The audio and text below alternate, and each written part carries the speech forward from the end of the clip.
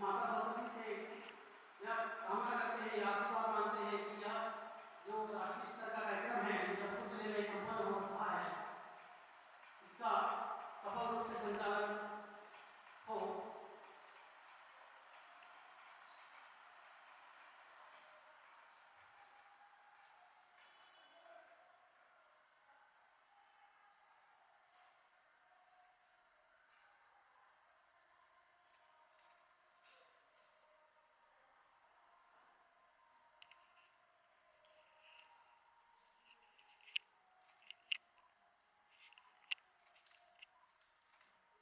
हमारे बीच उपस्थित हैं मध्य में श्री शशि मोहन सिंह जी।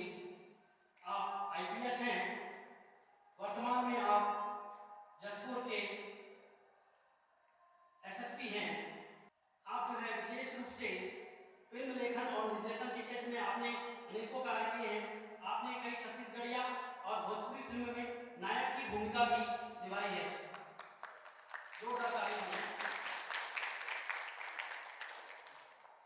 मैं जो है निवेदन करूंगा डॉक्टर आनंद जी से कि वह मंच पर आए और इस कार्यक्रम की रूपरेखा आपको बताएं। धन्यवाद आशुतोष जी। आप सभी को दोबारा मेरा नमस्कार है, प्रणाम है। ये कार्यक्रम बहुत समय से सोच करके रखा गया था।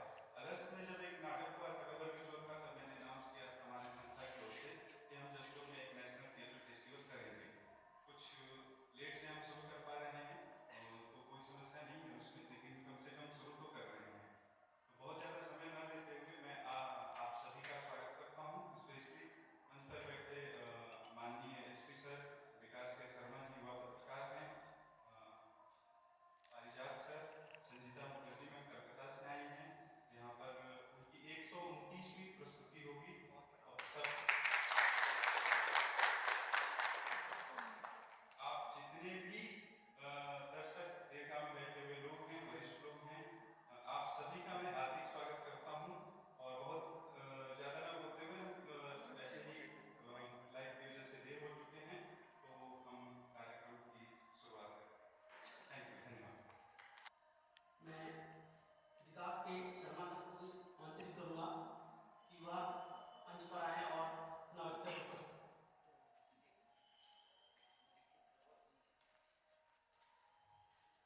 मंचस्थ अतिथि महोदय, एसएसपी सर और जस्ट सभी अतिथिगण, बहुत भाषण देने का काम आज है नहीं। दरअसल जैसा कि एसएसपी सर मुझको बता रहे थे कि आज नाटक है और नाटक को भी हम लोगों को आनंद लेना चाहिए। आनंद के संयोजन में यह कार्यक्रम हो रहा है, सभी के सहयोग से जिला प्रशासन सहयोग कर रहा है, राज्य संस्कृति विभाग सहयोग कर रहा है। इसीलिए अब चूंकि बुला लिया गया है तो मेरे लिए चुनौती हो गई है, मैं क्या बोलूं और क्या छोड़ूं।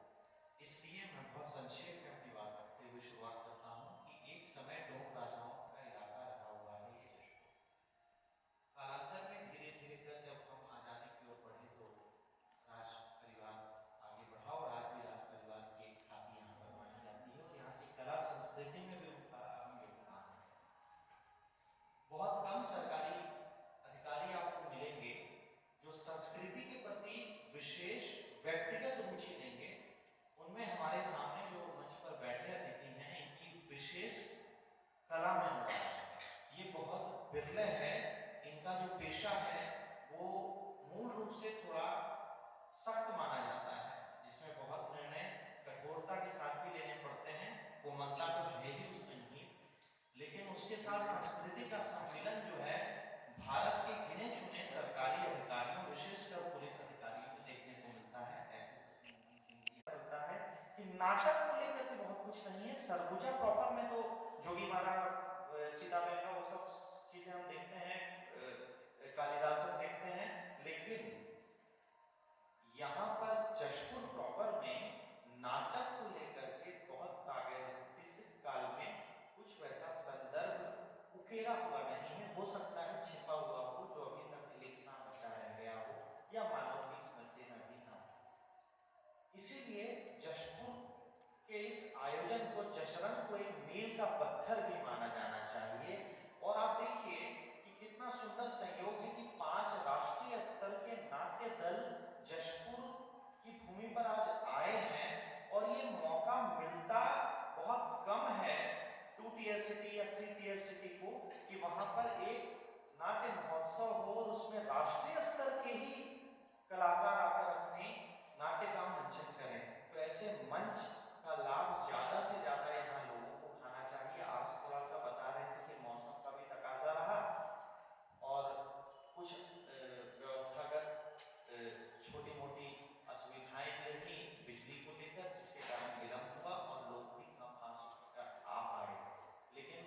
आशा ही नहीं पूरा विश्वास है कि कुछ चीजें धीरे धीरे विकसित होती हैं, जैसे हमारा स्वाद विकसित होता है। बच्चे को जब हम कुछ खिलाते हैं तो वो एक ही चीज खाना चाहता है, जबकि थाली में 7 चीज दी जाती हैं। धीरे धीरे जब वो बड़ा होता है तो उसको उसका स्वाद पता चलता है, वो डेवलप भी होता है, विकसित भी होता है। वैसे ही मुझे लगता है कि जशरंग वह बूटी है जिस बूटी के माध्यम से यहाँ पर नाट्य का स्वाद पूरे इलाके में फैलेगा और आने वाले समय में जशरंग एक बड़ा रूप लेगा। और क्यों जशरंग ही सही, बल्कि और भी कई अनन्य यहाँ पर नाट्यकर्मी आयोजन करेंगे और इस तरह के महोत्सवों के माध्यम से संस्कृति का संचार करेंगे। विविध कलाओं का यहाँ पर मंचन होगा। आप समझिए कि एक नाटक में असंख्य चीजें, एक असंख्य कहानियां आपको देखने को मिलती हैं। कुछ नाटक एक कहानी के होते हैं, कुछ दसियों कहानी समेटे हुए होते हैं। इस बीच जो थिएटर का आर्टिकुलेशन होता है वही तो थिएटर है। आज मैं बाजार जब गया, जब भी जशपुर, ये मेरी 10वीं विजिट है, और जब भी मैं जशपुर आया और जब बाजार जाता हूँ या गुमला के बाजार में जाता हूँ, आदिवासी इलाके के बाजार में, बोलपुर शांति निकेतन जाता हूँ, पुरुलिया जाता हूँ, झाबुआ जाता हूँ, तो वहां जब आप स्थानीय लोगों को जब देखते हैं, जो वहां के आदिम समाज के लोग हैं, जो हमारे मूल नागरिक हैं, उनको जब आप देखते हैं रोजमर्रा की जिंदगी का सामान खरीदते भी, तो आपको लगता है कि एक नाटक चल रहा है। नाटक हमारे जीवन का हिस्सा है। हमें झूठ बोलना सिखाया नाटकों ने है। नाटक ही झूठ है और नाटक ही सच है, नाटक ही ब्रह्म है। इसीलिए नाटक को आप अपने अंदर अगर डाल लेते हैं ना, तो आपका आत्मविश्वास बहुत बढ़ जाता है। आप संस्कृति के करीब आने लग जाते हैं और आपको लगता है कि दुनिया के सारे भेद मिट रहे हैं और मानव प्रजाति जो है वो एक होकर एक प्रकाश पुंज बनकर पूरे पृथ्वी आलोक को आलोकित कर रही है। बस इन्हीं शब्दों के साथ मैं इसके पश्चात में हमारे मुख्य अतिथि एसएसपी सर को आमंत्रित करूंगा कि वह भी अपने वक्तव्य यहाँ प्रस्तुत करें। माँ सरस्वती को नमन करते हुए मंच पर विराजमान समस्त अतिथियों को और इस सभागार में उपस्थित समस्त सुधीजन, नाट्य प्रेमीजन को मैं नमन करते हुए, मैं ज़्यादा समय नहीं लूँगा। मैं भी कलाकार हूँ और मैं जानता हूँ जब मैं नाटक करने जाता था तो जो दर्शकों की बेचैनी क्या होती है। आप मुझे सुनने नहीं आए हैं, आप नाटक देखने आए हैं, तो मैं संजीता जी जो वहाँ से आई हैं, मैं उनका स्वागत करता हूँ इस छत्तीसगढ़ में और स्पेशली जशपुर की इस पावन धरा में। आपको शुभकामनाएँ देता हूँ और जैसा पता चला कि आपकी 129वीं प्रस्तुति है, तो मैं आपके और दर्शकों के बीच में ज़्यादा बाधक नहीं बनूंगा। विकास जी ने नाटक के बारे में बताया। आनंद जी के बारे में जरूर कहना चाहूँगा कि जब भी कोई कुछ शुरुआत करता है तो उसके लिए साहस की जरूरत होती है। और चूँकि जशपुर में इस तरह की कला परंपरा की कोई यहाँ पर कड़ी नहीं है, कोई इतिहास नहीं है, तो आज ये इतिहास रखने जा रहे हैं। मैं चाहता हूँ इनके लिए आप लोगों का जोरदार ताली बजाएं। 6-8 महीना पहले ये मेरे घर आए थे, तब हम लोगों ने ऐसा एक विचार किया कि यहाँ पे इस तरह की चीज़ें होनी चाहिए और यहाँ पर नाटक की जो विधा है इसके प्रति लोगों में रुचि पैदा होनी चाहिए। और तब होगा जब कोई शुरुआत करेगा। तो मजरू सुल्तानपुरी का वो शेर जो बहुत ही फेमस है, आप जानते हैं कि मैं अकेला ही चला था जानते मंजिल, लो छूटते गए और कारवां बनता गया। तो ये कारवां बनाने का सिलसिला ये शुरू किए और मैं सौभाग्यशाली हूँ कि इस कार्यक्रम की शुरुआत में मुझे मुख्य अतिथि बनने का अवसर मिला, लेकिन मैं दुर्भाग्यशाली भी हूँ कि मैं इस पूरे रंग यात्रा का जशरंग का एक हिस्सा भी था और मेरी भी एक एकल प्रस्तुति होती है सिसकियाँ की, जिसकी और भी कई जगह मैंने प्रस्तुति दी है। तो दुर्भाग्य से किन्हीं कारणों से, व्यस्तताओं के कारण मैं समय नहीं निकाल पाया और वो मेरी प्रस्तुति नहीं हो पाई। अदरवाइज मैं यहाँ पर एक कलाकार के तौर पे परफॉर्मेंस देना होता। बट निश्चित रूप से मेरे दिमाग में ये बात रखी हुई है एक नए दिन इस शहर में मैं सृष्टि जरूर करता हूँ। मैं आनंद जी को और इनकी टीम को सबको शुभकामनाएं देता हूँ।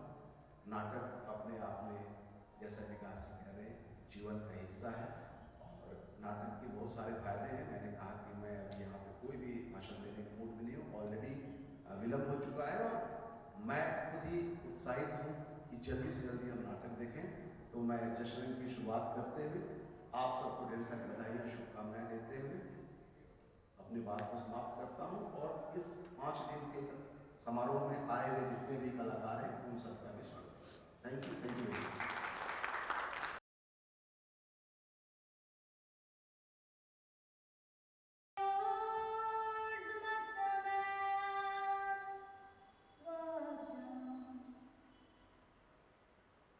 Before you call him a man, how many seas must a white dove sail before she sleeps in the sand? How many times must a cannonball fly before it's forever gone? The answer, my friend, is blowing in the wind. The answer is blowing in the wind.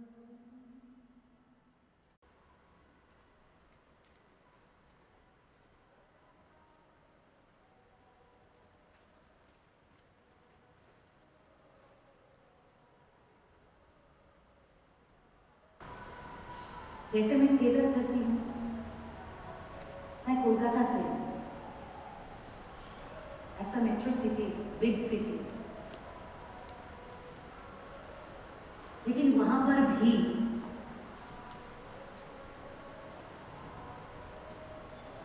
जब मैं show करके दूर से आती हूँ, वापस घर आती हूँ देर रात, सब लोग देखते हैं। पड़ोस में जो है ना, नहीं देखने से भी चलेगा, मतलब जरूरी नहीं है कि देखो, लेकिन वो देखते हैं। और मैं शाम को घर से निकलती हूँ जब सब लोग वापस आते हैं तब, क्योंकि रिहर्सल्स जो हैं वो शाम को होते हैं थिएटर में। मैं रात बहुत देर रात लौटती हूँ और कभी कभी नहीं रहती हूँ घर में। ये सब देखते हैं बहुत। और जब मैं थिएटर करती हूँ तब एक है हम लोगों में कि मैं तो सीरियल्स नहीं करती हूँ, मुझे अच्छा है वो, मतलब देखना पसंद है, फ्रेंड्स करते हैं, अच्छा लगता है, लेकिन मैं नहीं करती हूँ। मेरा काम थिएटर है तो मैं थिएटर करती हूँ। अगर मैं सीरियल करती, मेगा सीरियल, डेली सोप्स जो होते हैं ना टीवी में आते, तो सब लोग मुझे पहचानते, कॉफ़ी पीते पीते शाम को देखते और बोलते कि वो जो सीरियल में जो लड़की है ना, सास बनी है, चुड़ैल बिल्कुल, वो मेरी कॉम्प्लेक्स में रहती है। लेकिन मैं थिएटर करती हूँ तो मुझे ज़्यादा लोग जानते नहीं, बस वही लोग जानते हैं जो थिएटर के बारे में जानते हैं। ठीक है, ये लोग देखते हैं कि लड़की करती क्या है, रात को इतना देर वापस क्यों आती है, कभी भी निकल जाती है घर से, कुछ आता पता नहीं है, काम क्या करती है ये। और ये नहीं देखते हैं। मेरे घर के 2-3 फ्लैट बाद में ही 24-25 साल के भाई दीदी बुलाते हैं मुझे। वो लड़का जो है वो पेंटर है, बहुत अच्छा पेंटिंग करता है वो। पैंडेमिक के बाद ना उसने पेंटिंग करना छोड़ दिया। वो फर्स्ट रिंग से बाहर मतलब चला जाता है, वो काम करता है। वर्कशॉप में, कारखाना में, और रात को जब वापस आता है लास्ट ट्रेन में, तो कभी कभी हम लोग मिलते हैं। वो पूछ लेता है दीदी कहाँ से आ रहे हो, शो कहाँ था, रिहर्सल कैसे चल रहा है, मैं भी पूछ लेती हूँ। लेकिन उसका जो पेंटिंग का जो पैशन है वो पेंटिंग नहीं कर पाता है। तो कैनवास कहाँ पड़ा होगा, शायद रंग ब्रश धूल जम गया होगा। ये सब अगर थोड़ा सा हम लोग देखते कि वो तो पेंटिंग अब नहीं करता है, लड़का तो बहुत अच्छा पेंट करता है, तो अच्छा होता ना। लेकिन हम लोग ये नहीं देखते हैं। ये कहानी जो है, ये कहानी ये देखना और ना देखना, जो हम देखते हैं और नहीं देखते हैं जो लोग, उनके बारे में है। आज मुझे अच्छा लग रहा है कि मेरे सामने सर बैठे हैं, सिर्फ एसएसपी सर, वो देखते हैं उनमें से, तो इसलिए फेस्टिवल हो पा रहा है। सभी लोग मिल के, जिनको मैं अभी नहीं मिला और यहाँ पर बैठे हुए हैं, सब लोग मिलके ये जो शुरू किया, इसका मतलब है हम सब देखने वाले हैं, हम देख लेते हैं क्या होना चाहिए, क्या नहीं होता है। तो अच्छा लग रहा है कि आपके सामने मैं स्टोरी बता रही हूँ। ये भूख की कहानी है, ये देखने की या ना देखने की कहानी है। ये कहानी है पुरानी। 50 साल में जब वेस्ट बंगाल में एक बार अकाल पड़ा था, भूख से लोग मर जा रहे थे, तब की कहानी है ये। जब एक गांव, मतलब एक पाड़ा जो होता है ना, वो एक परिवार जैसा था बिल्कुल। हम किसी के घर जाके कॉलिंग बेल बजा के नहीं बुलाते थे। धूल में लपट हम शाम को जाके आंगन में लपक पड़ते थे और चिल्ला के बुलाते थे, ए बिल्टू खेलने जा भी, ए दुर्गा चल ना खेलने जाते हैं यार। अगर घर में कोई माँ या बाप डांटते तो पड़ोस से चाचा या चाची आके माँ को डांट देती थी, अरे अरे अरे इतना मारा क्यों, दे नहीं थोड़ा सा दूध चूरी करके पी लिया है, इसलिए इतना मारेगी। माँ है तू क्या, सटिया गई है बिल्कुल। ये तब की कहानी है। अच्छा, जब हाजू चोरी करके खाती थी कुछ, तो हाजू को बचाने के लिए कोई आता था क्या? हाजू की कहानी सुनाने के लिए ही मैं आई हूँ। और क्यों हाजू की कहानी? क्योंकि हम दोनों में एक चीज कॉमन है, वो है भूख। मुझे भी भूख है बहुत, और कहानी के अंत में पता चलेगा कि हम दोनों का भूख का क्या रिलेशन है। हाजू की उम्र क्या होगी, ये 16 या 17। दुबली सी पतली सी लड़की ने एक साड़ी कपड़ा जैसे तैसे लिपट लिया है बदन में, और काली सी लड़की के माथे पे चमक रहा है लाल सिंदूर। हाजू पैदल चल के जा रही है अपनी ताऊ जी से मिलने। जैठामशाई बुलाऊंगी ताऊ जी को, ठीक है? ताऊ जी से कुछ बात करना है। हाजू घर पहुंची जैठामशाई की तो देखा कि जैठामशाई निमग्न होकर कुछ लिख रहे हैं, अपने आप में बिल्कुल खोए हुए हैं, लेखक है वो। तो हाजू ने बुलाया एक बार जैठामशाई करके, सुना नहीं। तो हाजू अब अपने अंदाज से बुलाया, जैसे वो बात करती है ना वैसे, ओ जैठामशाई मैं हूँ हाजू। अगर ऐसे कोई बुलाएगा तो कोई ना सुन के जा सकता है, कई बार। तो जैठामशाई ने भी सुन लिया और वो टेबल छोड़ के बाहर आए और कहा, हाजू। कौन हाजू? आगे मैं रामचरण गोष्ठी की बेटी हूँ, आप दोस्त थे वहाँ पिताजी के। पर जब छोटी थी मैं, तब मैंने मुझे देखा है, कांचा खेला करते थे साथ में बाबूजी के। बाप तो बहुत आपके बारे में बोलते थे, फिर वो गुजर जाने के बाद तो आप वहाँ गए नहीं हो ना, इसलिए आप मुझे नहीं पहचान रहे हो जैठामशाई। आपने मुझे देखा है, मैं जब छोटी थी। हाजू हूँ मैं, हाजू। अरे अरे अरे, तुम रामचरण की बेटी हो, मैंने सही में नहीं पहचाना बेटा। आ जाओ अंदर आ जाओ। अरे अरे अरे, रहने दो, पैर छूने की जरूरत नहीं। आ जाओ अंदर चलो। नहीं, मैं अंदर नहीं जाऊंगी जेठामशाई, यहीं से आपसे 2-4 बात करके मैं चली जाऊंगी। ओ जेठामशाई, आपको काम वाली चाहिए क्या? काम वाली? नहीं बेटा, वो कोयला वो है ना, वो कर लेती है। क्यों, किसे करना है? मैं करती जेठामशाई, मुझे पगार देने की कोई जरूरत नहीं है, बस 2 वक्त की खाना दे दीजिएगा बस, और कुछ नहीं चाहिए मुझे। अरे, तुम दूसरे के घर में काम क्यों करोगे? ससुराल में? नहीं मतलब ससुराल में तो जेठामशाई, आपके सबके आशीर्वाद से मेरे एक मिठाई बेटा भी है, पता है आपको? बहुत अच्छा बेटा, तो तुम उसको लेकर एक बार आना। काम क्यों करना चाहते हो? ससुराल में कोई? नहीं जेठामशाई, ससुराल के बारे में जेठामशाई ने पूछा तो मैंने ज्यादा और बात को बढ़ाया नहीं। ससुराल के बारे में मैं बोलना शुरू करूंगी ना तो इधर उधर की बहुत सारा बात मुझे करना पड़ेगा, जो मुझे बिल्कुल पसंद नहीं है। इसलिए जेठामशाई के पीछे पीछे मैं अंदर गई और गौला बहू ने चेहरा ऐसे फुला के मुझे थोड़ा बहुत चावल दिया, वो लेकर मैं चली आई।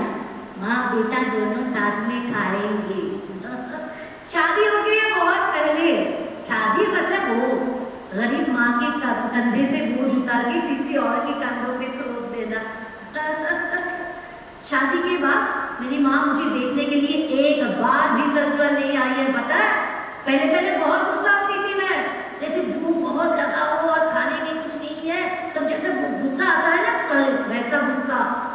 फिर अब मैं समझ में आती है मुझे, इतना दूर आने के लिए भी 2-4 पैसा खर्च हो जाता है ना, माँ भी तो है बहुत ही गरीब, इसलिए मैं कुछ नहीं बोलती। शादी के बाद मैंने दिन के उजालों में मैं कितनी बार मैंने अपने पति से बात किया है वो मैं गिन के बता सकती हूँ। और रात को तो बात करने की जरूरत ही नहीं पड़ती है। बस वो जब आते थे दरवाजे पे खड़े हो जाते थे और एक बदबू अजीब सा दारू वाला वही पहले आते थे। वो बदबू अचानक मेरे बदन पे ऐसे चपक पड़ता था और पूरे बदन में वो बदबू ऐसे लिपट जाता था कि अगले दिन सुबह उठते ही मैं पड़ोस की तालाब में जाके 3 डुबकी लगाकर नहा के आऊं, तब भी वो बदबू मेरे शरीर से नहीं जाता था। बाप रे बाप।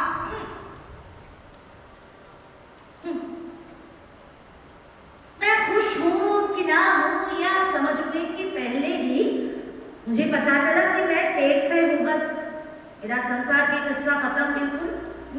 मेरी माँ ने जो 2-4 पैसा दिया था ना शादी के समय, वो कब का खत्म हो चुका है। उनको वैसे भी लगता है कि उनके जो है चूल्हा है ना चावल में मैं ज्यादा हूँ, बोझ हूँ। और अब मेरे बच्चे, मैं माँ बनने वाली हूँ, इस संसार में मेरा काम ही क्या है बता। तो एक दिन मैं भात बना रही थी, ये पति ने आके मुझे बहुत प्यार से बुलाया बाजू करके। मैंने भी कहा हाँ बोलो। पेट भर के खाना खा लेना, ठीक है? जो कपड़ा वपड़ा है सब समेट लेना, तुझे आज मायके छोड़कर आऊंगा। अरे मायके? मुझे नहीं जाना है।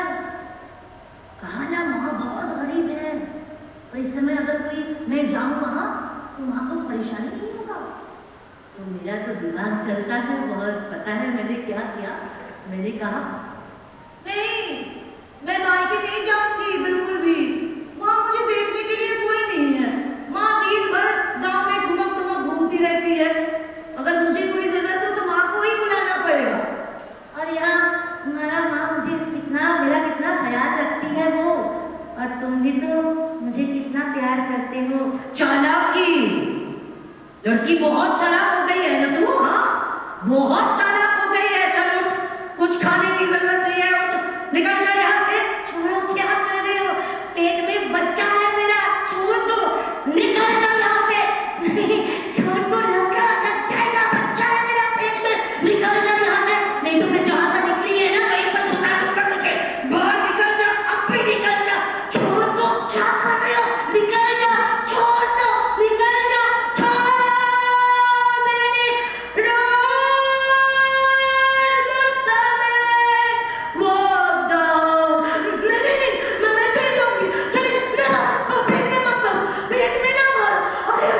पेट में मत, नहीं अबे छोड़ दो, नहीं खाऊंगी, नहीं कुछ नहीं खाऊंगी, कुछ नहीं खाऊंगी, नहीं भात नहीं खाऊंगी, कुछ नहीं खाना है मुझे, कुछ नहीं। Before you call him a man, how many seas must a man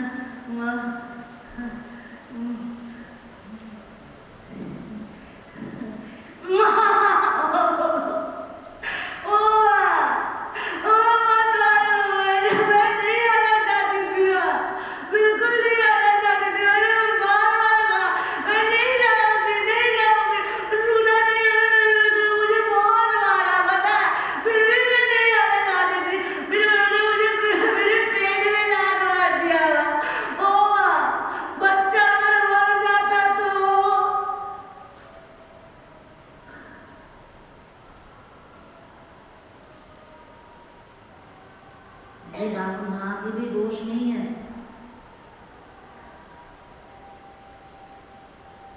वो भी तो गरीब है ना। खुश होती क्या? ससुराल से लड़की वापस चली आती है तो कोई माँ खुश होती है क्या? और मैं भी तो बिल्कुल अच्छी बच्ची नहीं हूं। मुझे ना भूख बहुत लग जाता है।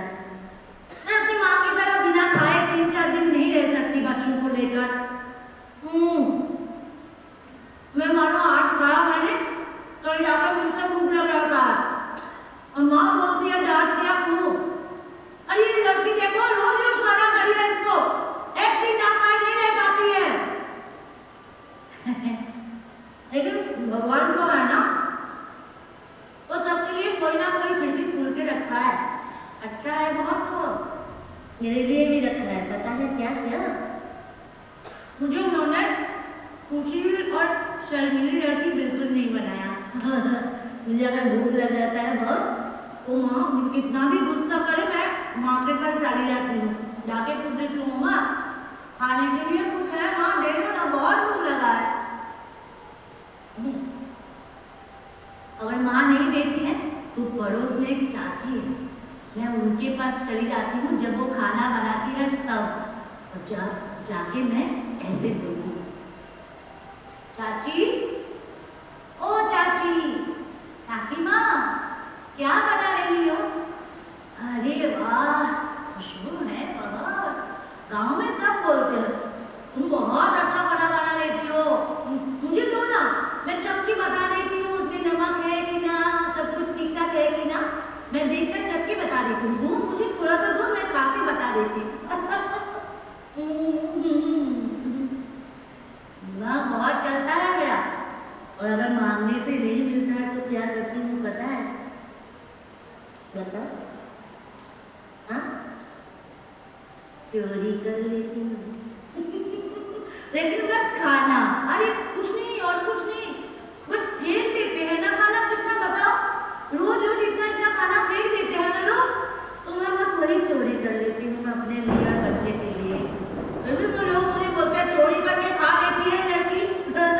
लेकिन मैं अपने लिए और बेटे के लिए खाना जरूर किसी ना किसी तरह से मैनेज कर लेती हूँ। क्या हुआ पता है? वो अलग ने आके मुझे कहा, ए हजू चल तुझे बुला रही है रायबाड़ी में। अरे बुलाएंगे क्यों नहीं, मैं बोस्टों की बेटी हूँ ना, गाना गाती हूँ, अगर मैं आदू मुनि ना गाऊं तो दुर्गा पूजा हो सकती है क्या? तो मैं पीछे पीछे गई और मैंने देखा कि दुर्गा मूर्ति बिल्कुल तैयार है, बहुत सुंदर है मूर्ति। रायबाड़ी के सामने वाले दरवाजे पे मैंने बैठा और मूर्ति की तरह मुचला करके मैंने गाना भी गाया। जाओ जाओगी आनीते गौरी उमा बड़ो दुखे रोएছে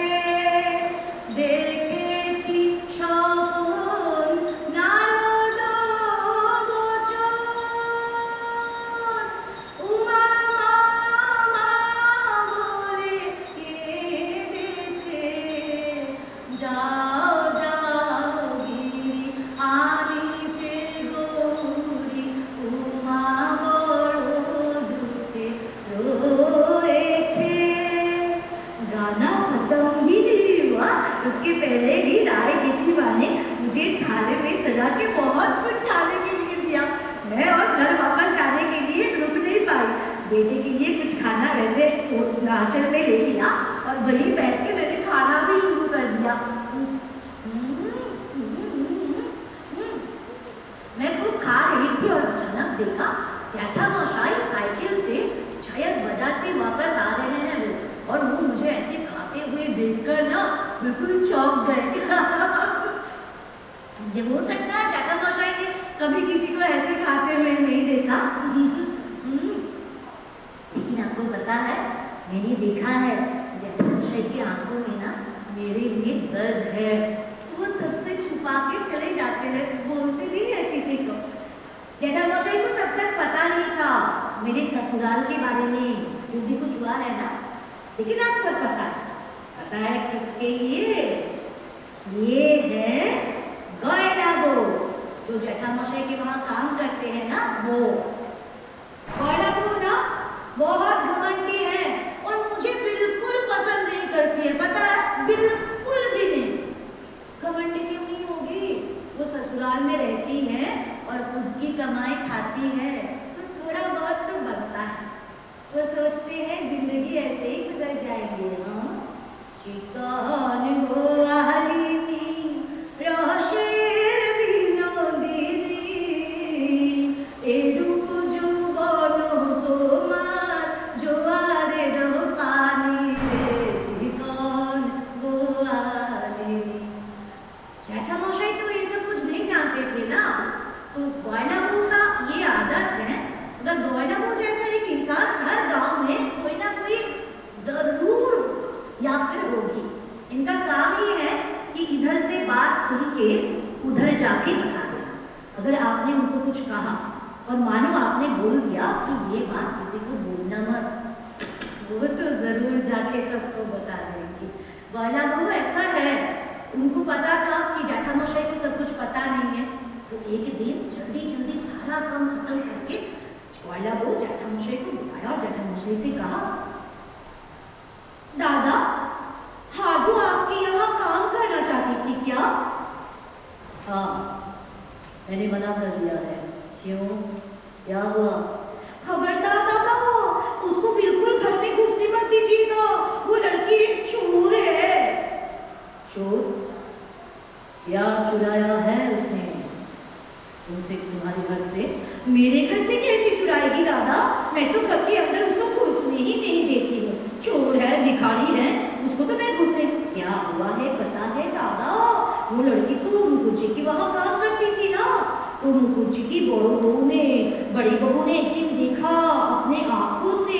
वो दोपहर को सब लोग भात खा के ऊपर जाके थोड़ा सा सो रहे थे दोपहर को। वो लड़की ने क्या किया पता है दादा? वो रसोई में घुसी और घुस के देखा कि वो दूध गर्म कटोरी में दूध है। उसने वो दूध की कटोरी उठा लिया और वहीं पर चूं करके पीने लगी। मानो आप सोचो कितना वो लड़की भूखी है, भिखारी है, कैसे चोर है। और मुकुजी की बड़ी बहू ने देखा और कस के एक थप्पड़ मारा और घर से निकल दिया। अब घर जाके भीख मांगती रहती है, भिखारी करेंगे। हाजू भिखारी नहीं है बड़ी गौड़ाबो। हाजू हर घर जाके मैंने सुना है खुद की आंखों से वो गाना गाती हैं, फिर उसको खाने के लिए कुछ दे देते हैं। लोग तो वो लेकर चली आती हैं। भिखारी नहीं है, सब प्यार से देते हैं गाँव वालों को। कोई प्यार से नहीं देते हैं दादा, सब उसको भीख ही देते हैं। आपको कोई कुछ नहीं बोलते हैं क्योंकि आप तो है ना जेठामशाई हाजू के। अब यहाँ से जाओ, मुझे लिखना है। दादा आपको पता है, ये तो बात आपको बोलना पड़ेगा दादा। मुझे वैसे ज्यादा बात करना पसंद नहीं है, लेकिन ये बात बिना बताए मैं यहाँ से जा नहीं पाऊंगी दादा, ये आपको बोलना ही है। दादा वो लड़की इतनी खाती है, उसके लिए ससुराल से भगा दिया है दादा। ससुराल से आने के बाद दादा इस लड़की ने क्या किया पता है? एक दिन भी ससुराल नहीं गई। क्या ये सही है दादा? आप सब बताओ, क्या ये सही है? ससुराल से भगा देने के बाद उसको जाना चाहिए था कि नहीं? अगर मुझे ससुराल से कोई भगा देता तो मैं क्या करती? मैं ससुराल जाके पैर पकड़ के रो के माथा टेक के वापस रहने के लिए रो के नहीं बताती क्या? इस लड़की ने दादा एक बार भी ससुराल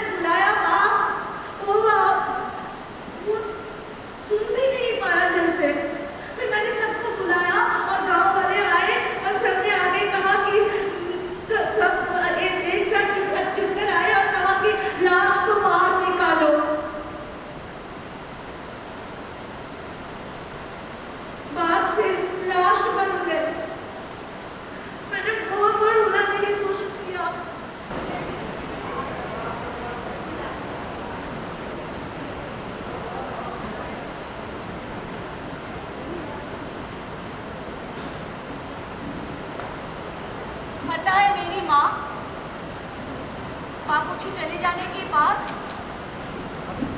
किसी भी नहीं रोई, थोड़ा सा भी नहीं।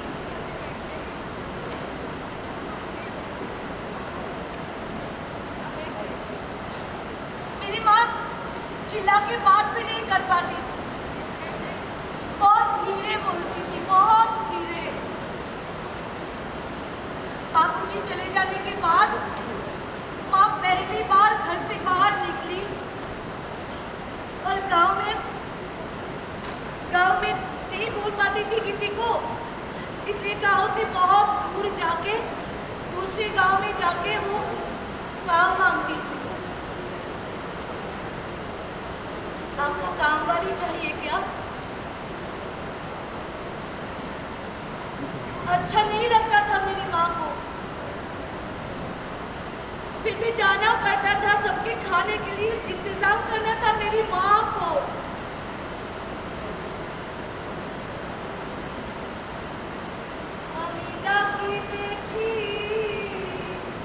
पूरे गांव में ना जैसे धूप पड़ा है, बहुत धूप। बस ये जेठामशाई के घर के आंगन को छोड़ यहाँ आके मैं बैठ जाती हूँ ना, तो मुझे कोई भी चिंता करने की कुछ भी नहीं है, ऐसा लगता था मुझे। ये मेरे लिए शीतल पार्टी है। ये जेठामशाई की वरांडा जो है, बारांडा, वहाँ बैठ के मुझे मानो भूख भी लगी है, बहुत भूख लगी है, फिर भी अपने बाप के बारे में याद करती थी और गाना भी गाती थी। सुनो, बापूजी के बारे में बताते हैं। बहुत बारिश हो रही है आज की तरह, अभी की तरह, और जैसे ये पानी टपक रहा है ना यहाँ, वैसे मेरा जो घर है, घर के अंदर ऐसे पानी टपकता था हर साल बारिश में। और माँ तो ज़्यादा जोर से बात नहीं कर पाती थी ना, तो मैं मम्मा बहुत धीरे धीरे बोलती थी। हर साल मैं बताती हूँ इसको थोड़ा सा ठीक कर लो, इसको थोड़ा सा ठीक कर लो, नहीं सुनते हैं ना। अब पूरे रात बैठे रहो, बच्चों को लेकर सो भी नहीं सकते हैं, सुबह उठ के मुझे कितना काम करना पड़ता है और रात को मैं सो नहीं पाती हूँ ये बारिश के लिए। और बापूजी जो है ना, उनको कुछ सुनाई नहीं दे रहा है, कुछ भी नहीं।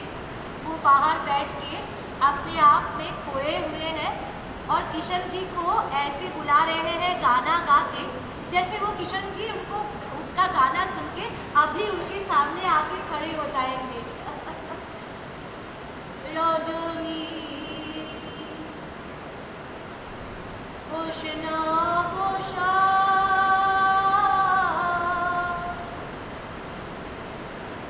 आज निशीथे आस्ते पारे बंधु काला चाँद रजनी होशना होशा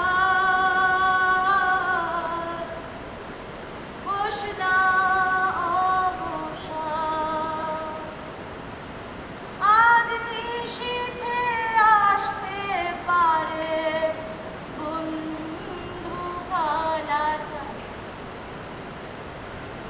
जेठामशाई, मैं आती हूँ, फिर कभी आऊंगी। मैं वहाँ बैठ के गाना गा रही थी ना, और जेठामशाई ने सुन लिया। मुझे लाज बहुत आया और मैं वहाँ से भागी बहुत तेज। और फिर कई दिन मैं जेठामशाई के वहाँ नहीं गई। वैसे भी मैं जेठामशाई के घर नहीं जाती हूँ रोज रोज। क्यों बताओ? क्योंकि मैं भिखारी हूँ, मुझे भीख मांगने में थोड़ा सा भी शर्म नहीं आता। लेकिन जेठामशाई तो मुझे भीख नहीं देते हैं ना, वो प्यार से देते हैं। जो प्यार से मांग देते हैं उनसे रोज रोज उनके सामने हाथ नहीं फैलाया जाता, अच्छा नहीं लगता है ना। तो इसलिए मैं जेठामशाई के वहाँ रोज रोज नहीं जाती। लेकिन उस दिन जाना पड़ा। क्यों पता है? ये है मधु चक्रवर्ती, इसके लिए। एक दिन मैं मधु चक्रवर्ती की वहाँ भीख मांगने के लिए गई। मधु चक्रवर्ती ने मुझे भीख नहीं दिया, मुझे मारा। इस गांव में मैं जब भीख मांगने जाती हूँ ना, तो लोग कभी कभी बोल देते हैं, हाजू जाना, कभी भी आ जाती है तू, जा भी बाद में आना। लेकिन ये सब कुछ ना मैं गाना गाऊं उसके पहले। अगर मैं गाना गा लेती तो कोई मुझे नहीं डांटता। गाना सुन के मुझे खाने के लिए कुछ दे देते थे। ये पहली बार ऐसा हुआ कि मैंने मधु चक्रवर्ती की वहां जाके गाना गाया, उसके बाद भी मुझे मारा। गाना सुनने के बाद जैठामशाई बोलते हैं ना सबको, हाजू भिखारी नहीं है, वो गाना गाती है, कलाकार है वो। मैं खूब रोई और रोते रोते जैठामशाई के पास गई और जैठामशाई को बताया, जैठामशाई हाजू हूँ, ओ जैठामशाई बाहर आओ। जैठामशाई ने बाहर आके कहा, हाजू रो क्यों रही है बेटी, क्या हुआ है? बोलो जैठामशाई, देखो मुझे मधु चक्रवर्ती ने बहुत मारा, मैंने कुछ नहीं किया है, फिर भी मुझे मारा। मारा? ये क्या है? गोला बहू, जाके मधु को अभी बुलाओ, अभी यहाँ आने के लिए बोलो। बोलना कि मैंने खुद बुलाया है, अभी इसी वक्त यहाँ आने के लिए बोलना। खड़ी की वो, जाओ अभी जाओ। क्या हुआ है? मत रो, ठीक है, बात बैठो यहाँ आके। हाजू, जैठामशाई ने बुलाया तो मधु चक्रवर्ती ने आके कहा, नमस्कार दादा, आपने मुझे बुलाया, तुमने हाजू को मारा मधु? ओ दादा, अरे वो लड़की मारा मतलब, हाँ वो मतलब आपको दादा मेरे मुझसे सुनना होगा। वो लड़की ने पता नहीं आपको क्या उल्टा सीधा बताया। क्या बताया तूने हाजू? हाँ मैंने मारा? अरे दादा, वो लड़की जो सामने खड़ी है ना, ऐसे मुंह करके, चेहरा करके, जैसे कुछ नहीं जानती है, वो दादा, लड़की दादा एक चोर है, बहुत बड़ा चोर है। अच्छा, बहुत बड़ा चोर है, तुमसे भी बड़ा चोर है मधु हाजू? हाँ दादा, कुछ नहीं, क्या चुराया है उसने? वो दादा आपको शुरू से बताता हूँ। हाँ बताया आपको, वो गर्मी में एक दिन मैंने अपने आंखों से देखा दादा, अपने आंगन में जो एक लैंगड़ा आम का गाछ है ना दादा, पेड़, उस पेड़ से ये एक आम ऐसे टपक के आंगन में गिरा। हाँ वो लड़की ने क्या किया पता है दादा? वो लड़की ने चुपके से आया और उठा के ऐसे आम वहीं पर खड़ा होके काऊ काऊ करके खाने लगी। कैसा चोर है आप बताइए? किसी से पूछा भी नहीं, फिर भी उस दिन मैंने कुछ नहीं कहा कि ठीक है, गांव की लड़की है, आम पेड़ से गिरा है, वो लेकर खा रही है, ठीक है, भूखी होगी शायद, कुछ नहीं बताया दादा। आप सोचो मेरा मन कितना बड़ा है दादा, इतना बड़ा आम था, मैंने फिर भी कुछ नहीं कहा दादा। आज वो लड़की ने क्या किया दादा? भीख मांगने गई थी तो बीवी ने भीख नहीं दिया मतलब भीख देती दादा, थोड़ा सा देर हो गया था। अरे भीख क्या नहीं है हाजू, रोज भीख देते हैं ना तुझे? हाँ रोज भीख मिलता है ना तुझे घर से? आज दादा थोड़ा सा भीख देने में देर हो गई थी, वो देर हो गया इसलिए वो लड़की जाके पीछे, आंगन के पीछे, आपको दादा पता है आजकल मुझे वो सब्जी लगाने का बहुत वो शौक आ चढ़ा है, और मैंने वो हरा मिर्च का बहुत सारा पेड़ दादा लगाया है, छोटा छोटा इतना सा बहुत फल आएगा बहुत। मैं भेजूंगा दादा आपको, वो नौकर के हाथ से मैं भेज दूंगा आपको। हाँ थोड़ा सा। वो लड़की ने क्या किया, वहाँ पहुँचा और पहुँचने के बाद देखा बहुत सारा वो हरा मिर्च हुआ है। उसने क्या किया, पटाख करके वो लड़की वो हरा मिर्च तोड़ रही है, आंचल में भर रही है, तोड़ रही है, आंचल में भर रही है, तोड़ रही है, भर रही है, तोड़ रही है, भर रही है। ये देखकर मैं अपने आप को रोक नहीं पाया दादा, कस के मोरो एक थापड़। अच्छा नहीं किया, हाँ बिल्कुल अच्छा नहीं किया मधु, गांव की लड़की मारोगे क्यों? इतना साहस कहाँ से मिलता है तुम्हें? मुझे सब कुछ खबर है मधु, मैं कुछ बोलता नहीं हूँ, इसका मतलब ये नहीं है तुम्हारे बारे में मुझे पता नहीं है, सब पता है मुझे। उसका क्या बर्तन है, कटोरा है तुम्हारे पास, वापस कर देना, और मैं ये कभी नहीं सुनना चाहता हूँ, ठीक है? देख क्या रहे हो, जाओ यहाँ से निकलो। दादा चोरी? हाजू कलाकार है, तुमने गाना सुनने के बाद ऐसे मारा? छी छी छी छी, निकलो घर से। जी दादा, वो चोरी करेगी कुछ नहीं बोल सकते, कलाकार है जो तो शबादी खेता। हाजू इधर आ बेटी, इधर आ मेरे पास आ। किसी चीज़ को बिना बुलाए हाथ देना, किसी को बिना बताए हाथ देना को चोरी ही बोलते हैं। मत करना ऐसा, ठीक है? कभी मत करना बेटा। अगर किसी भी चीज़ की ज़रूरत हो तो मुझे बोलना, मैं दूंगा, गौला को दे देगी, ठीक है? किसी की कुछ चीज़ बिना बताए देना मत, इसे चोरी बोलते हैं, ठीक है? समझी? इसके बाद से पता है मैंने कभी चोरी नहीं किया, खाना भी नहीं। मैं भूख से मर जाती फिर भी मैं चोरी नहीं किया। मैंने जेठामशाई ने मना किया है ना, प्यार से समझाया, इसलिए मैं चोरी नहीं करती हूँ। आप भूख लग जाता है तो पानी पी के सो जाती हूँ। तब तक बंगाल में आ गया था अकाल, और अब हाजू को सही में सबके साथ जाके भीख मांगना पड़ता था। भूख के मारे हाजू ठीक से गाना नहीं गा पाती, क्योंकि उसने तो चोरी करना बंद कर दिया है ना। चोरी नहीं करती है हाजू, जेठामशाई ने मना किया है, और गाना नहीं गा पाती है क्योंकि भूखी रहती है बहुत। इसलिए दूसरों के साथ गांव में जाके वो सबके साथ भीख ही मांगती थी। एक दिन वो भीख मांगने की कोशिश कर रही थी और गाने की भी कोशिश कर रही थी, लेकिन गा नहीं पा रही थी ठीक से, फिर भी कोशिश कर रही थी। पौधे पौधे शंका, खाने के लिए मुझे कुछ दे दो, फैन दे दो, मार दे दो थोड़ा सा। पौधे पौधे शंका, मैंने पहले आई हूँ ना, मैं पहले मांगूंगी, फिर तुम मांगना। भगो यहाँ से, मैं पहले आई थी ना, मुझे मार दे दो थोड़ा सा, मैं गाना गाती हूँ, पता है? पौधे पौधे मार दे दो थोड़ा सा।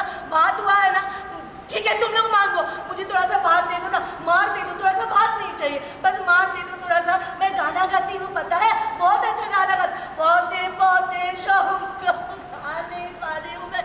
तुम्हारे घर में भात हुआ है ना? हाँ, मुझे खुशबू मिला है, थोड़ा सा मार दे दो ना। मुझसे पहले मत आना, मैं पहले आई हूँ, मैं 3 दिन से कुछ नहीं खाई हूँ, घर में बेटा है मेरा, थोड़ा सा कुछ दे।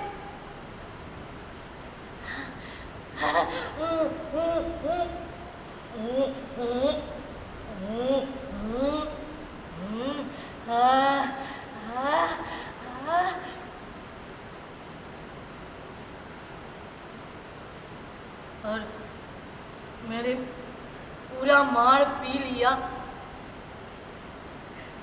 ये खाली बर्तन लेके घर वापस कैसे जाऊंगी? बेटा है ना घर में, मैं कैसी माँ हूँ? मुझे थोड़ा सा मार दे दो।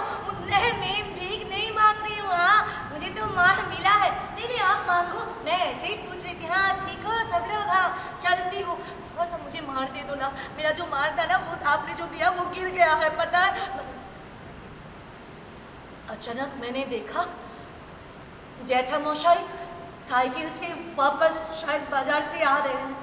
मैंने क्या किया, मुझे वो भीख मांगते हुए नहीं देख लिया ना, मैं ये सोचकर एक पेड़ के पीछे जाके ऐसे बैठ गई ताकि वो मुझे देख ना ले। जेठामशाई ने सबको कहा था ना, हाजू भिखारी नहीं है, वो कलाकार है, गाना गाती है।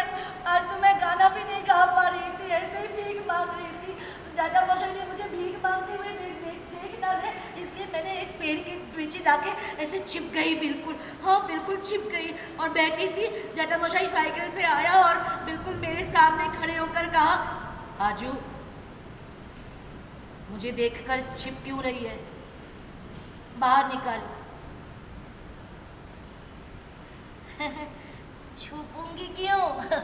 ये बहुत धूप है ना, ये पेड़ के नीचे थोड़ा सा बैठी थी। बाजार गए थे क्या? अरे घर जाओ, कितना देर कर देते हो तुम, इसलिए डांट पड़ता है। जाओ घर जाओ। तू मेरे पीछे पीछे आ। घर में पूजा हुआ है, प्रसाद लेना, बेटे के लिए भी लेकर जाना। बहुत दिनों से आया नहीं है तू। ओह हाँ हाँ ठीक है, मैं आती हूँ, आप चलो, अभी मेरे साथ आ। ठीक है चलो, कटोरा उठा ले।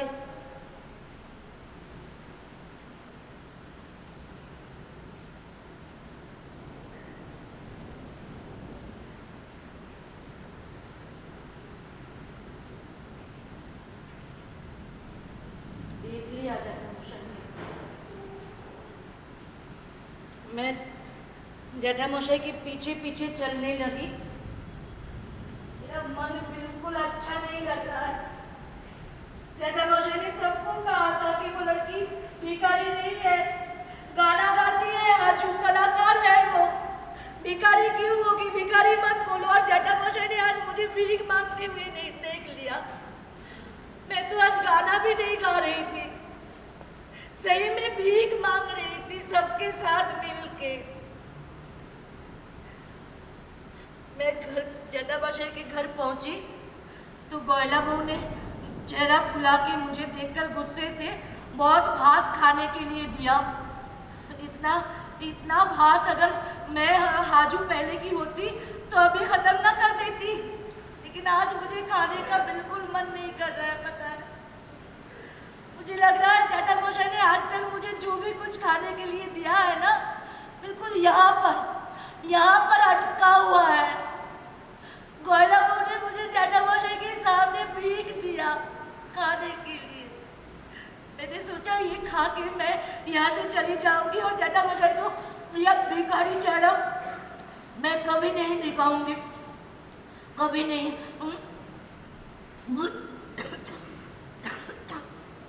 नहीं खा पा रही हूँ मैं नहीं खा पा रही हूँ। मैंने वो थाला हटा दिया और थोड़ा सा पानी हाँ पानी पी के वहाँ से भागने लगी। जेठामशाई ने मुझे बुलाया, आजू आजू करके, मैंने नहीं सुना। मैं भागने लगी, भागते भागते भागते भागते अपने घर के सामने आकर देखा वो गाय बांधने के लिए वो रस्सी पड़ा हुआ था। मैंने उसको उठा लिया, उठा के फिर भागने लगी। भाग रही हूँ और मुझे लग रहा है कि सारे गांव मेरे पीछे पड़ा हुआ है और सब लोग चिल्ला के मुझे बोल रहा है वो लड़की चोर है, भिखारी है, गाना भी नहीं गा पाती है, अब तो सही में भीख मांगती है। ससुराल से भगा दिया है। मानो सब मेरे कानों में चिल्ला रहे हैं। मुझे लग रहा था कि सब लोग मेरे पीछे पीछे भाग रहा है। मैं चोर हूँ, भिखारी हूँ, मैं भिखारी हूँ, चोर हूँ, खाती हूँ बहुत, ससुराल से भगा दिया है। सब लोग चिल्ला रहे हैं मेरे कानों के सामने, मैं चोर हूँ, भिखारी हूँ, मुझे भगा दिया है ससुराल से, गाना भी तो नहीं गा पाती हूँ ठीक से। गांव के बाहर एक पेड़ है पीपल का। मैंने सोचा यहीं से मर जाऊंगी।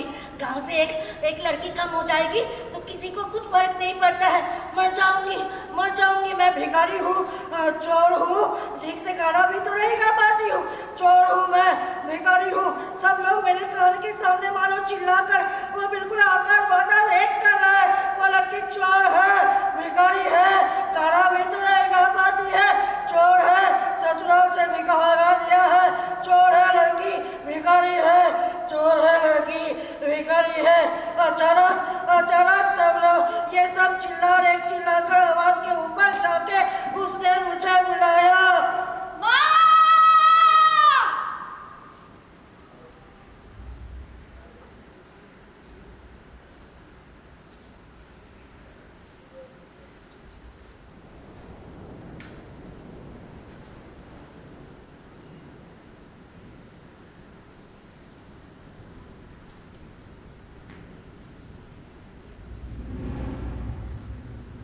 नहीं पाई, माँ हूं ना, इतना आसानी से माँ मर नहीं पाती है। ये गलती मुझसे नहीं होना है। मैं ये गलती कभी नहीं कर सकती हूँ, कभी नहीं कर सकती हूँ। नहीं, मुझे जीना है और गाना भी तो है,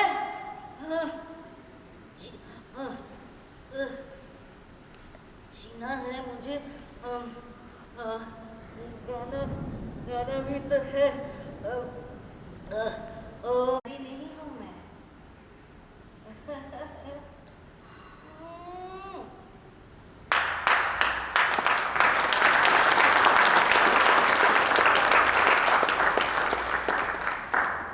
मुझे जीना है और गाना भी है, इसलिए मैं गांव से भागी नहीं, चलने लगी। चलते चलते चलते चलते मैं शहर आ पहुंची। मेरे पहले मेरे घर में कोई शहर नहीं आया, पता है? मैं आई हूँ। किराए के घर में रहती हूँ, 7.5 रुपए देती हूँ हर महीना। बहुत खाने के लिए बहुत कुछ है। कभी कभी इतना खाना मिल जाता है, इतना खाना खरीद के ला देते हैं मुझे, फेंक देना चाहती थी कभी कभी, लेकिन मैं फेंकती नहीं हूँ, मैं दे देती हूँ। खाना फेंकना नहीं चाहिए ना, कितने लोग भूखे मर जाते हैं। घर में बोस्टन की बेटी हूँ ना, इसलिए किशन जी की फोटो भी रखा है पीछे।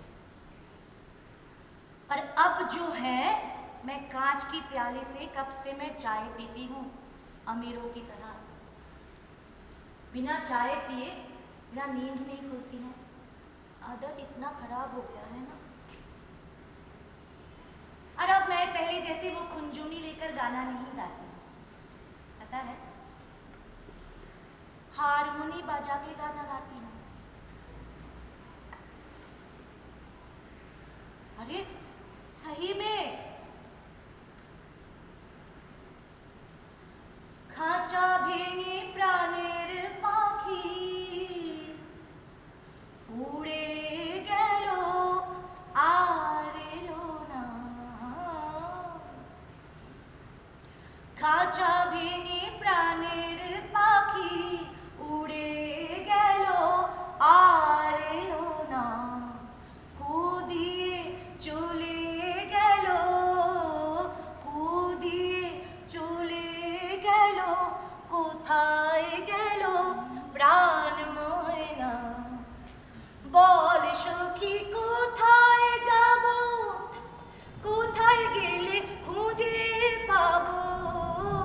বল সখী কোথায় যাব, কোথায় গেলে খুঁজে পাবো। পুলিশে কি খবর দেব, পুলিশে কি খবর দেব, বলো তো জানাই গে থানা। খাঁচা ভেঙে প্রাণের পাখি উড়ে।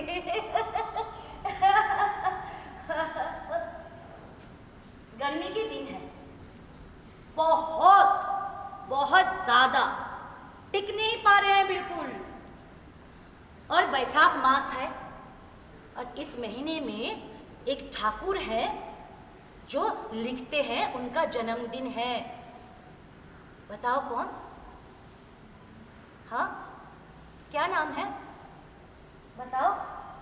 टैगोर। हाँ हाँ, उनका जन्मदिन है ना, तो और जो लोग लिखते हैं, रविंद्रनाथ टैगोर ठाकुर है वो, उनका जन्मदिन के लिए सब और जो लोग लिखते हैं ना, लेखक, सब आए हैं मेरे घर के सामने जो मैदान है वहाँ पर। पता है सुबह से वो लोग किनके नाम बुला रहे थे माइक्रोफोन से? जैठामशाई के। तो मैंने सोचा कि जाके मैं जैठामशाई के सामने बिल्कुल खड़ी हो जाऊं और बुलाऊं उसको, जैठामशाई देखो मैं हूँ हाजू। लेकिन मैं गई नहीं, यहीं पर चुपचाप बैठी हूँ अंधेरे में। जैठामशाई जब वापस जाएंगे ना इसी रास्ते से, तब मैं जैठामशाई को बोलूँगी पकड़ के, जैठामशाई चलो घर के अंदर चलो, खाना खा के फिर जाना। जैसे जैठामशाई बोलते थे ना, वैसे मैं भी बताऊँगी। बाप रे मच्छर बहुत है। अरे अच्छा, जब जैठामशाई आएंगे यहाँ तो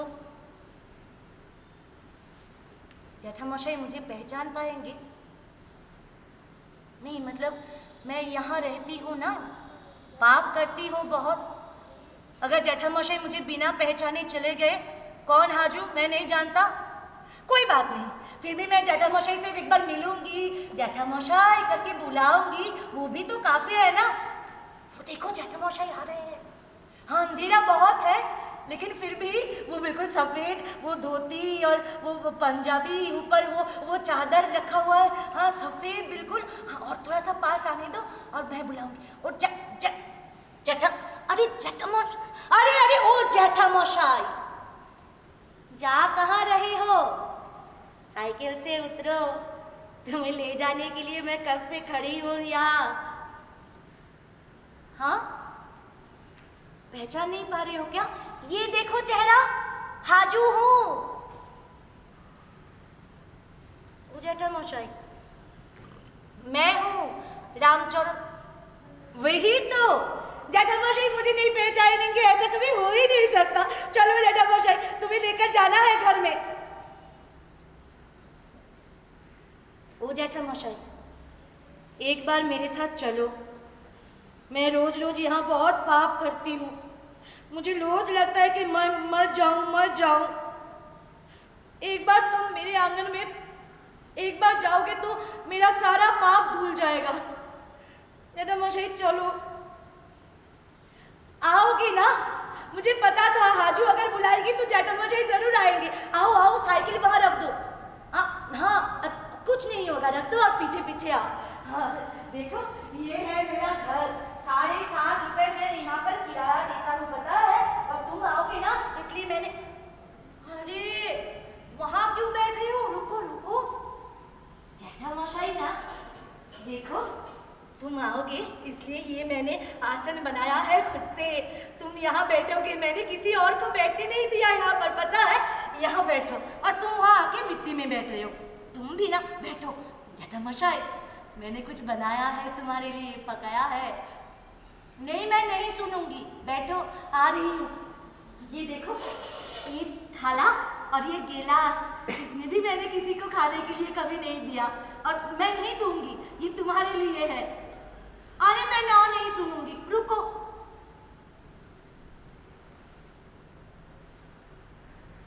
जेठामशाई ने मुझे बहुत बार खिलाया, खाने के लिए दिया, खाया खूब है उनके घर में जाके।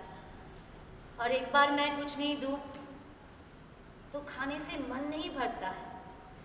और जेठामशाई ने मुझे सिखाया है कि हाजू, खाने का जो स्वाद है ना, वो मसालों में नहीं होता है, मिलकर खाने में है। जेठामशाई, ये लो, खीर बनाया है मैंने अपने हाथों से, ये खा के बताना मैं गोयला बहू से अच्छा खीर बना लेती हूँ कि नहीं। अरे गोयला बहू को कैसे भूल सकती हूँ, मुझे कितना प्यार करती थी, बाप रे बाप। ओ जेठामशाई, खाने में हाथ धोने से पहले ये 5 रुपए रख लो, हाँ माँ को दे दीजिएगा। और माँ को मैं हर महीने पैसा भेजती हूँ, पता है? आज तक मैंने मानो 40 से 50 रुपए भेजा होगा। हाँ क्यों, गांव के सब लोग तो, बहुत लोग तो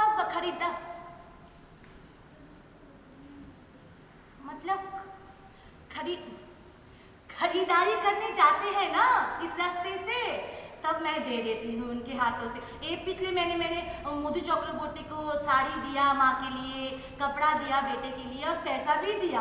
उन्होंने कहा हाँ माँ को देकर दे देंगे जाके।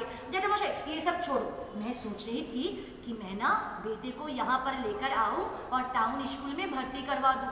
वो जेठामशाई वो बिल्कुल पढ़ता नहीं है, गाँव में टोटो टटो करके घूरता रहता है। सब लोग बोलते हैं वो हाजू लड़का तेरा बिल्कुल बिगड़ जाएगा, वो पढ़ता नहीं है, यहाँ आके भर्ती कर देंगे। मुझे बहुत इच्छा है कि मैं वो जब बड़ा हो जाएगा ना तो स्कूल से पास करेगा, बहुत लिखेगा, पढ़ेगा और आप जैसे लिखते हो ना टेबल में बैठ के, वो आपकी तरह टेबल में बैठ के लिखेगा।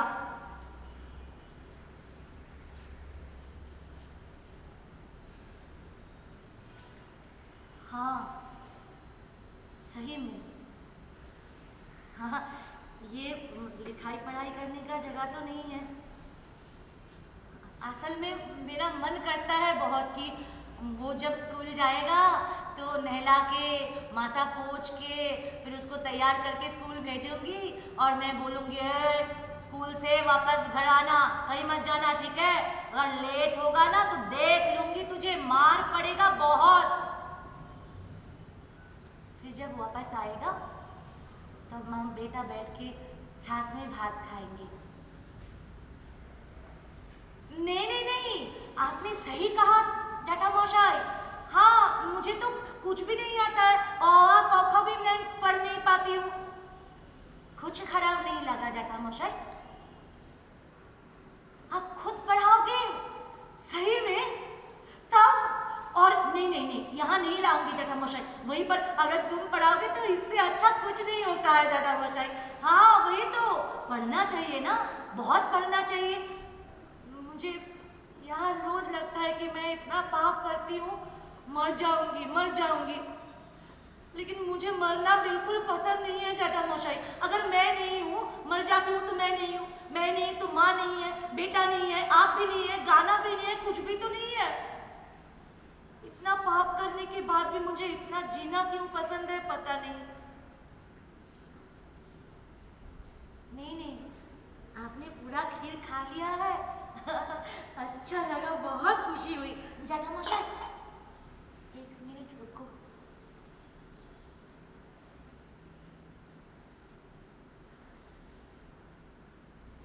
मैं ऐसी जगह रहती हूँ, आपको नहीं बोल सकती कि फिर से मेरे घर आना, लेकिन अगर आप इस रास्ते से जाते हो तो मुझे हाजो करके एक बार बुलाइएगा जरूर।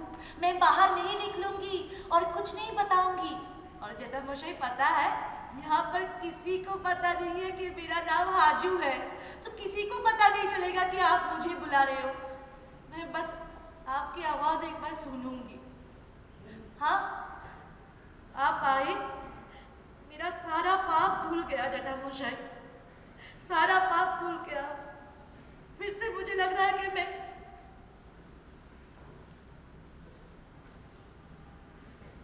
हाँ नहीं बताऊंगी, नहीं सोचूंगी भी नहीं, नहीं सोचूंगी। ठीक है, हाँ हाँ ठीक है जटामशाई। अरे पीछे से नहीं बुलाना चाहिए हाजू। दुग्गा दुग्गा दुग्गा दुग्गा। हाँ, घर सीधा घर चली जाना, कहीं और रुकना मत, बहुत देर हो गया है। और जो मैंने कहा ना वो नाम, हाँ बुलाना जरूर। एक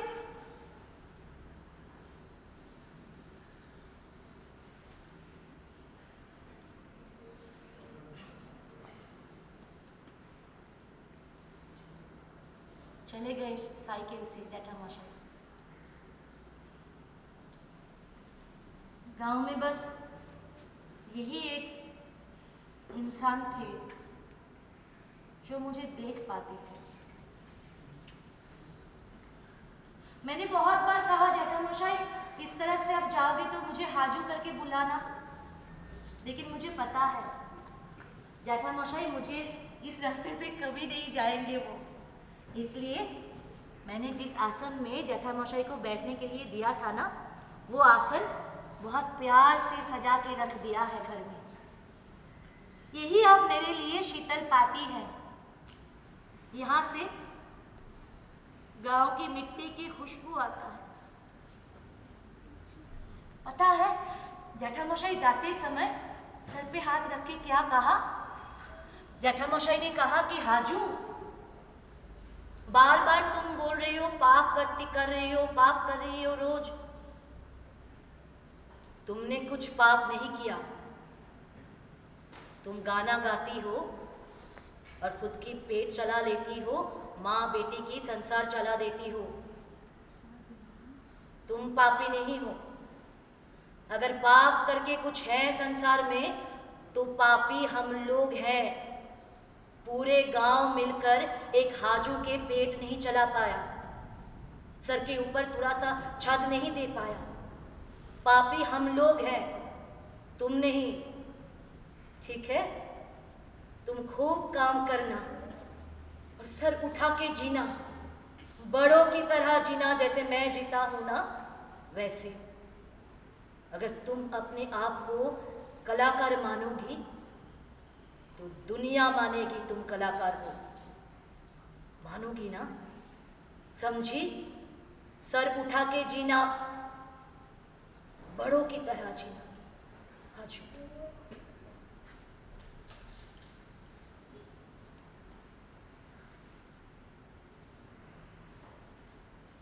जटामशाई ने मुझे कहा मैं सर उठा के जीऊंगी, मैं बड़ों की तरह जीऊंगी, खुद काम करती हूँ, खुद कमाती हूँ, तो मैं बड़ों की तरह जीऊंगी, सर उठा के जीऊंगी, मैं बड़ों की तरह जीऊंगी, मैं सर उठा के जिएगी हाजू।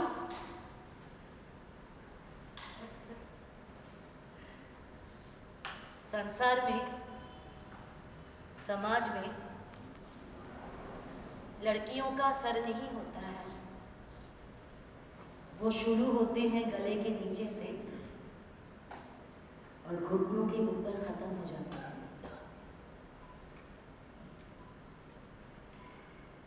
जटामशाई ने हाजू से कहा, सर उठा के जीना, बड़ों की तरह जीना।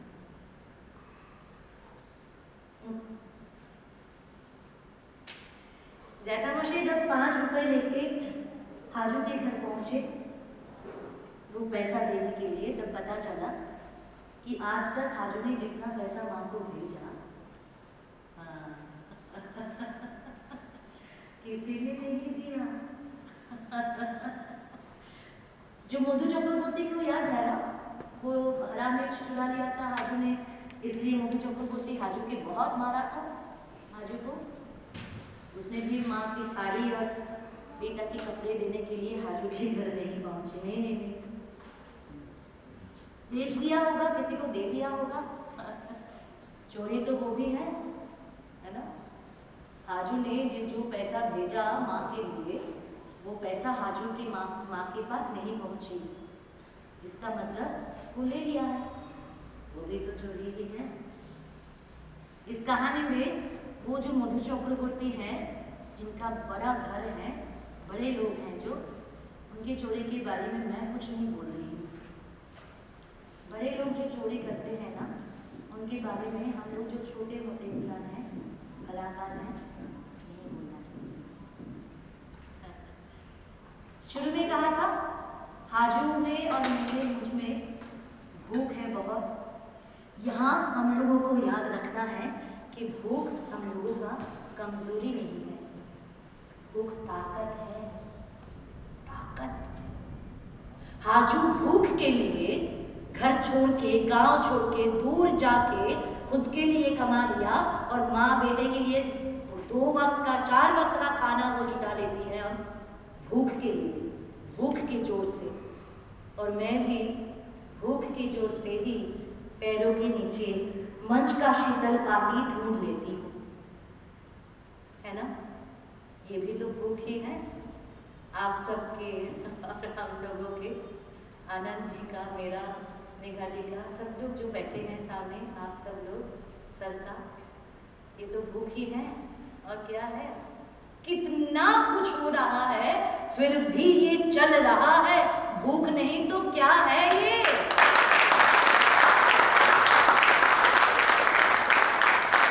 तो ये जो ताकत है ना भूख का, इससे बड़ा ताकत तो कुछ नहीं होता है।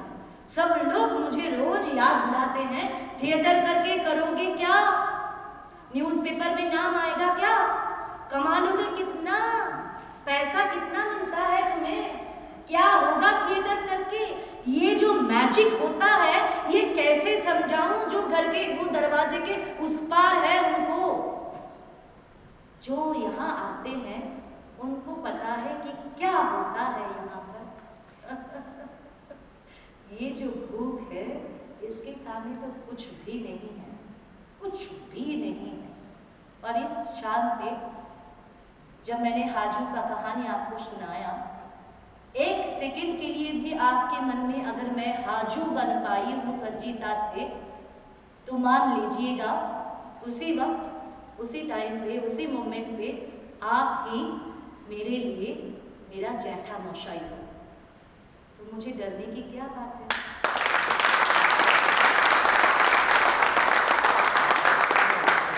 माना उनके पास बहुत कुछ है, मेरे पास थोड़ा है, लेकिन जो थोड़ा है वो बहुत है।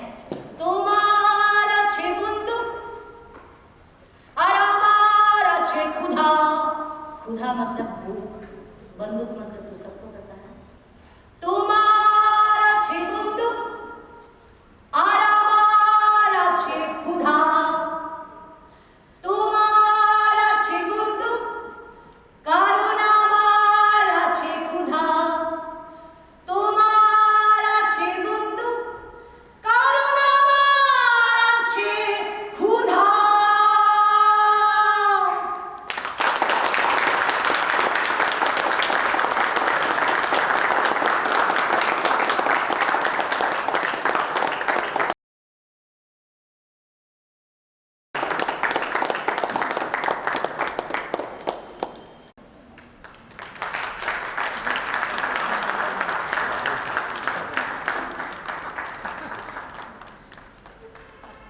के लिए बहुत बहुत धन्यवाद सर।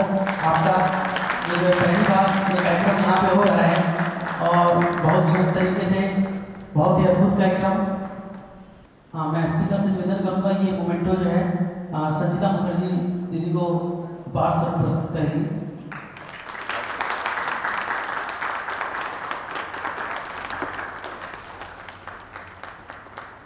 1 घंटे इस अद्भुत कलाकार की कला की सरिता में हम सब लोग डूब गए थे।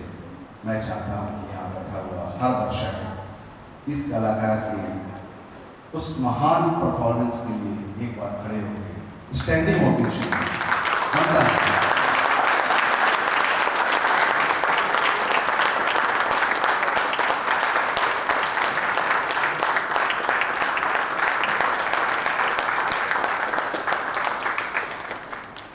एक अद्भुत कलाकार कला की उस ऊंचाई तक अपनी कला को लेके गया। ये एहसास ही नहीं हुआ कि कहाँ संगीता शुरू हुई और कहाँ हाजू में बदल गई। हम हाजू की उस कहानी में इस कदर खो गए थे। इन्होंने हाजू को इस तरीके से इस मंच पे जीवंत कर दिया तो ऐसा लगा सचमुच आज जश्न धन्य होगा, धन्य हो गया इस कलाकार की इस महान प्रस्तुति से। ऐसे ही कोई भी 129 परफॉर्मेंस दे देता है। ये आज हम सबका सौभाग्य है, जश्न का सौभाग्य है। इन्होंने कला की इतनी बारीकियों के साथ जितने भी कैरेक्टर इन्होंने जिया सबको जीवंत कर दिया। ऐसा लग रहा था मंच पर वो सारे के सारे कैरेक्टर उपस्थित हैं, हम सब से रूबरू हैं। एक कलाकार होने के नाते मैं समझ सकता हूँ इसमें संजीता मुखर्जी को हाजू की जर्नी में कितना मेहनत करना पड़ा होगा। उनकी भाव भंगिमा, उनका मॉड्यूलेशन, उनकी बॉडी लैंग्वेज निश्चित रूप से अद्भुत है। मैं शब्द मेरे कम पड़ रहे हैं, एक ही शब्द में कह सकता हूँ, speechless. Thank you Sanjeeta ji, thank you. अच्छी आगे जिन्होंने भी बंगाल में कबीर गुहा रहते हैं उनका नाटक देखा हो, विघ्न और बाधाओं के बीच आप अपने काम की यात्रा को कैसे जारी रख सकते हैं, इसका उदाहरण कबीर गुहा के नाटक में आपको देखने मिलता है। और आज अरसे के बाद मुझे ऐसा नाटक देखने को मिला। जब कबीर आए थे रायपुर में तो उन्होंने ऐसा परफॉर्म किया था। विशोधकाल, I if I am not wrong, विशोधकाल इस ड्रामा वाज विशोधकाल, तो वो लेके जब आए थे तो ऐसे ऑडियंस को उन्होंने उठा करके अपने समीप बैठा। तो ये इम्प्रोवाइजेशन जो है ये एक महान कलाकार की निशानी होती है और वो उतना ही सहज होता है जो जितना ही महान। संगीता का अभिनय आज अद्भुत था। इन्होंने शी स्टील्स द शो बिना किसी बाधा के। आप समझ रहे हो कितनी बार जर्क हो रही लाइन, इतनी बार ट्रिप हो रही है, लेकिन इसके बीच में भी ये फ्लॉलेस नहीं है हम लोगों के साथ। Awesome, commendable, splendid, beautiful. We are last, we are flattened. Thank you so much for coming today and giving us so momentous event. ये जो स्टोरी है, कहानी जो है, ये कहानी है विभूति भूषण बंदोपाध्याय उन्होंने लिखा है। वो बहुत ही एमिनेंट राइटर्स में से हैं विभूति भूषण बंदोपाध्याय, और इसमें से स्क्रिप्ट किया है श्री आशीष गोस्वामी जी ने, जो मेरे टीचर हैं, जाठामशाई हैं इस प्ले के। क्योंकि पैंडेमिक के दौरान मैंने ये प्ले बनाया था, किया था, और वो हुआ था क्योंकि आशीष का चाहते थे कि मैं अभिनय करूं, नहीं तो फिर मर जाऊंगी। मैं कुछ करती नहीं हूँ। मैं I used to work in corporates in Bangalore. मैंने MBA किया है ताकि मैं अच्छे से नौकरी कर पाऊँ, लेकिन सब कुछ छोड़ के मैंने थिएटर के जर्नी जब से शुरू किया, तब से मुझे कुछ अच्छा नहीं लगता है। मुझे कुछ पता नहीं चलता है कि दुनिया में क्या होता है, मुझे बस यही पता है। तो पैंडेमिक के दौरान मैं ऑलमोस्ट आई वॉज फिनिश्ड। मुझे नहीं पता था कि मुझे जीना है या फिर मरना है। तब आशीष ने मुझे कहा थिएटर करो, नहीं तो फिर मर जाओगे, वैसे भी मरोगे, बिना खाए भूखा पेट मर जाओगे, क्योंकि ये मेरा पेशा भी है ना। तो और कहा तुम अभिनय करो, फिर मरो, अच्छे से मरो, सर उठा के मरो।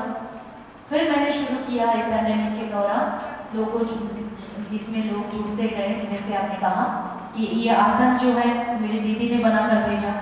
मैं नहीं कर पाती हूँ ये सब, मुझसे नहीं होता है। मैंने झूठ बोला था, राजू बनाती है, मैं नहीं बनाती, मुझसे कुछ नहीं होता है। ये जो पापेट्स है मैं यूज़ करती हूँ, वो भी मुझे बनाकर भेजा आतिश मुखर्जी दाने। ये शीतल पाटी मैं आज फर्स्ट टाइम यूज़ कर रही हूँ, क्योंकि मेरा जो पुराना शीतल पाटी है वो बिल्कुल इतना बार यूज़ किया है तो खराब हो गया है। तो मेरे फ्रेंड ने ये मुझे भेज दिया कि तुम नया शीतल पाटी यूज़ करो। उसके पहले भी किसी ने भेजा था, कौशिक चट्टोपाध्याय ने दाने कहा कि आप ग्लव्स पपेट के साथ काम करो, तो वो इस नाटक के गार्जियन है ऑलमोस्ट। ये जो हैंड फैन है ये बांग्लादेश में मेरा एक दोस्त है, मतलब शीतल पाटी देखने के बाद उन्होंने गिफ्ट किया था। बाकी साड़ी जो है ये मुझे कर्नाटक से मिला। ये जो साड़ी है ये साड़ी भी मुझे गिफ्ट किया, और ये जो मैं चढ़ाती हूँ कपड़ा वो भी आशीष दा के वाइफ गोदी उन्होंने दिया था। मेरे पास तो ऐसा साड़ी नहीं है, कैसे वो मैनेज करूँ, तब पहले भी था, सब कुछ बंद है, तो उन्होंने घर से दिया मुझे साड़ी, वो मैं साड़ी यूज़ करती हूँ। तो जो भी यहाँ पर है वो सारी चीज़ें किसी ने बनाकर मुझे भेजा है, प्यार से दिया है, ताकि ऐसा नहीं है कि मुझे दिया है, एक्चुअली उन्होंने थिएटर को दिया है ताकि थिएटर जीते रहे। तब सब कुछ बंद हो गया था, कोई शो नहीं था, कि कोई अभिनय नहीं कर रहा था, थिएटर बिल्कुल बंद था। तब मैंने शीतल पाटी शुरू किया, क्योंकि सब लोग चाहते थे कि थिएटर जिंदा रहे। तो इसलिए मैं लोगों के नाम बिना बताए मैं नहीं जा सकती। ये जो आज जो भी कुछ हुआ सब साथ में मिलकर किया। Thank you so much, thank you. और जो मैंने किया ये एक्सपीरियंस मेरे लिए नया है, ये मैं कर पाई क्योंकि मुझे लगा था कि आप सब लोग डूबे हुए हो, मुझे कोई अधिकार नहीं है कि मैं यहाँ से आपको निकालूं, बाहर लेकर कहूँ कि नहीं मुझे करना है। सब लोग बिल्कुल, हम सब लोग डूबे हुए थे साथ में हाजू की स्टोरी में। तो मैंने कहा अगर जाना ही तो है उस पार, चले जाते हैं, देख लेते हैं क्या करते हैं। तो सब लोगों ने मिलकर कर लिया है। Thank you so much, from the heart and प्रणाम।